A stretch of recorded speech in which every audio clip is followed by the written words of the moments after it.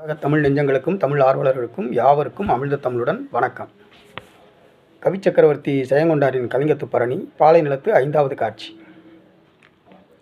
சூரியனின் வெப்பக் கொடுமை, வெந்து சிவந்து போயிருக்கும் பாலை நிலம். அங்கே நீரை தேடி அலைந்து கொண்டிருக்கிறது ஒரு மான். அந்த மான் நினைக்கிறது, இந்த சூரியனின் வெப்பத்தினால் எங்காவது தீப்பிடித்தாவது எரிகின்றதா? ஏனென்றால் நெருப்பிலிருந்து உருவாகும் நீர், அந்த நீரையாவது நாம் பருகி நம்முடைய தாகத்தை தணித்து கொள்ளலாமே என்று ஏங்குகின்றது. அப்பொழுது அந்த மானின் கண்ணில் படுகின்றது தூரத்தில் நிற்கக்கூடிய ஒரு செந்நாய். அந்த செந்நாயும் வெப்பத்தின் காரணமாக நின்ற இடத்திலேயே நின்று கொண்டிருக்கிறது, செய்வதறியாது. அதன் திறந்த வாயிலிருந்து ஒழுகி கொண்டிருக்கிறது எச்சில். இந்த மான் வேகமாக ஓடிச் சென்று இதோ நீர் என்று அந்த செந்நாயின் நாக்கினை நக்கி விடுகின்றது.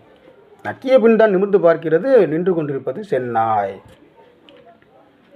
பாலைவன கொடுமையானது, அந்த வெப்ப கொடுமையானது விலங்குகளின் நிலையை கூட மாற்றி அமைத்து இருக்கின்றது.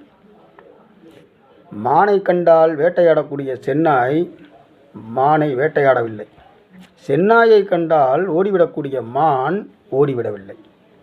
தத்தம் இயல்பையே மறந்து நிற்கின்றன. தீயின் வாயினீர் பெரினும் உண்பதோர் சிந்தை கூற வாய் வெந்துலர்ந்து சென் நாயின் வாயினீர் தன்னை நீரியனா நவ்வி நாவினால் நக்கி விக்குமே. நவ்வி என்றால் மான். இப்படி விலங்குகளின் நிலையை பாலை நிலத்தின் கொடுமையில் இணைத்து சித்திரம் தீட்டுகிறார் கவி சக்கரவர்த்தி ஜெயங்கொண்டார். சப்ஸ்கிரைப் பண்ணுங்கள், லைக் பண்ணுங்கள், கமெண்ட் பண்ணுங்கள், ஷேர் பண்ணுங்கள். தொடர்ந்திருங்கள் அமிழ்த தமிழுடன்.